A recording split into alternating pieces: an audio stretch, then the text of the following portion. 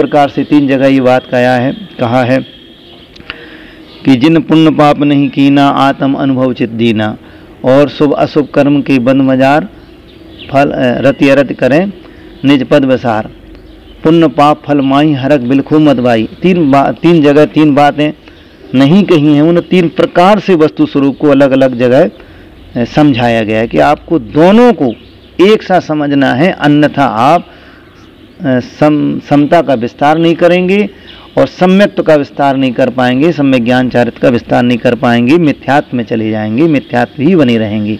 इसलिए अपने अनुभव से उसका विस्तार करो, दूसरे के अनुभव से नहीं। और विस्तार करो मतलब दोनों में समता भाव रखो या दोनों को समान समझो, सम्मान करो। और मुक्ताग्रह, व्यवहार का आग्रह, निश्चय नय का आग्रह, दोनों नयों का आग्रह नहीं होना चाहिए।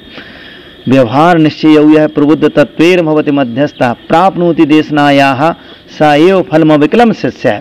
अमृतचंद स्वामी पुरुषार्थ सिद्धिपा में कहते हैं कि जो व्यवहार नय को निश्चय नय को समझ करके और मध्यस्थ हो जाता है वही भगवान की देशना का पात्र होता है। जो व्यवहार के विकल्प में, निश्चय के विकल्प में लगा रहता है उसको वो पात्रता नहीं प्राप्त होती, उसको वो आनंद नहीं मिलता है जो भगवान देना चाह रहे थे, आपको बताना चाह रहे थे। देना मतलब आप में ही वो आनंद है, आपको वो आनंद व्यक्त करना चाह रहे थे। तो ऐसे योगी, ऐसे साधक, ऐसे महापुरुष मुक्ताग्रह, आग्रह रहित होते हुए सजने वने वा, सज्जनों के बीच में रहें अर्थात भीड़ में रहें, वा अथवा वने, वन में विनिवसन, निवास करें या निवास करते हुए रहते हैं। तो उपमा रहित, निरुपमाम, उपमा रहित मुक्तिश्रियम, मोक्ष रूपी लक्ष्मी को उपयाति, वो भव्य प्राप्त कर लेते हैं। भव्य मतलब भवितुम योग्य इति भव्य, सम्यक दर्शनादर व्यक्तिर यस भविष्यति स भव्य, जिसमें सम्यक दर्शन ज्ञान चारित्र की व्यक्ति होगी वो भव्य पुरुष उस मोक्ष रूपी लक्ष्मी को, जो कि उपमा से रहत है, कोई बात या कोई प्रकार से हम उसको उपमित नहीं कर सकते, क्योंकि संसार में जो वैभव है वो उस जाति का नहीं है, भिन्न जाति का है, इसलिए हम उससे किसी पदार्थ की तुलना नहीं कर सकते। उस जैसा कोई रूप हो तो हम कह सकते हैं कि ये इस प्रकार है, तो इसलिए उसको कहा निरुपमाम, उपमा रहित मोक्ष रूपी लक्ष्मी को। वह भव्य प्राणी, वह धीमान, वह मुक्ताग्रही अपने ही अनुभव से, अपनी अनुभूति से, जिसको भगवान आचार्यों ने गुरु का उपदेश, अभ्यास और अनुभूति 3 बातों से ऊपर उद्धृत किया था, तो वो तीसरी जो बात है, गुरु का उपदेश मिल जाता है हमें, गुरु मिल जाते हैं, अभ्यास भी हम कर लेते हैं, लेकिन अनुभव से वंचित हो जाते हैं।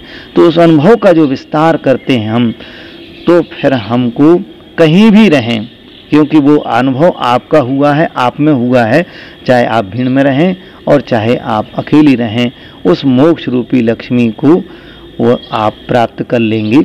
इस प्रकार इस ग्रंथ को आत्म कल्याण के लिए हेतु ही पढ़ें, और अगर और समझना है विस्तार से तो आचार्य विद्यासागर जी महाराज ने इसके 2 रूप से, ज्ञानोदय छंद में और बसंतल का छंद में पद्यानुवाद किया हुआ है, जो कि 50 ग्रंथों में जिन विद्यानुवाद नाम की पुस्तक है उसमें ये अच्छे से शुद्ध रूप से पाठ दिए गए हैं। उसको भी समझ करके, और भी अन्य साधक हैं उनसे भी आप समझ करके अपने कल्याण को कर सकते हैं। साधकों से आपको, हमको, जो आचार्य ने यहाँ पर कोई श्लोक दिया है 49वें नंबर में, उसका ही ध्यान रख करके प्रश्न किया जाए।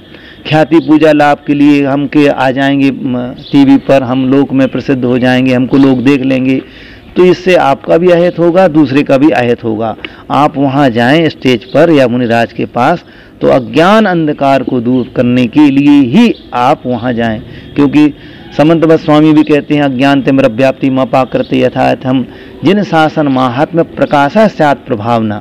अब इतने सारे चैनल चलते हैं, इतनी सारी सब बात होती हैं, तो उसमें प्रभावना होना चाहिए आपके माध्यम से। तो उसको पूछो जो तुम्हारे अनादि काल के अज्ञान अंधकार को दूर करके आपको प्रकाश में लाने वाला है, जिसको अमृतचंद स्वामी ने कहा रत्नत्रय का प्रकाश ही प्रभावना है। आत्मा प्रभावनीय रत्नत्रय तेसा सततमेव दान तपोजन पूजा विद्यातिशयस्य जिन धर्मा।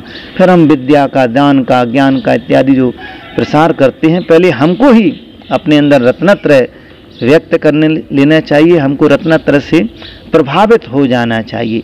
तो सभी भव्यात्माओं के लिए मेरी प्रार्थना है कि उसी के विषय में पूछें, उसी की चाह करें और उसी का अनुभव करें, उसी को देखें। अगर आपको मोक्ष की इच्छा है तो उस परम ज्योति को, उस ज्ञानमय ज्योति को, उत्कृष्ट महान आत्मा को, अंदर में जो भी एक भेद विज्ञान करने वाली ज्योति होती है, उसी के विषय में पूछें। ऐसी मेरी भावना है और सभी साधकों की भावना है। आप लोग इसको स्वाध्याय के रूप में लेंगे। धन्यवाद। हुए को बहुत है तिनके का सहारा, मन जहाँ मान ले माझी, ये मन जहाँ मान ले माझी, वही है किनारा माझी।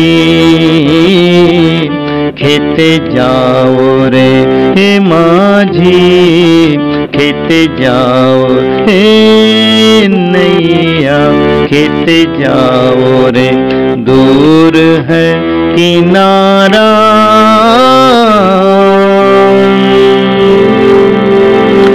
आंधी कभी तूफान कभी मझधार, ओ माझी रे हे माझी रे। आंधी कभी तूफान कभी मझधार, जीत है उसी की जिसने मानी नहीं हार। माझी खेते जाओ रे हे नैया, खेते जाओ रे हे माझी, खेते जाओ रे। थोड़े कोई ज्यादा कोई देगा तुझे दान, ओ माझी रे हे माझी रे। थोड़े कोई ज्यादा कोई देगा तुझे दान, नैया को पार लगाना यही तेरा काम। माझी खेते जाओ रे हे नैया, खेते जाओ रे ओ माझी, खेते जाओ रे दूर है किनारा। गहरी नदी की है रे धारा, टूटी तेरी नैया माझी। खेते जाओ रे नैया, खेते जाओ रे। थोड़े कोई ज्यादा कोई देगा तुझे दान, ओ माझी रे हे माझी रे। थोड़े कोई ज्यादा कोई देगा तुझे दान, नैया को पार लगाना, ओ माझी रे मैया को पार लगाना यही तेरा काम। माझी खेते जाओ रे हे नैया, खेते जाओ रे ओ माझी, खेते जाओ रे दूर है किनारा। गहरी नदी की है धारा है,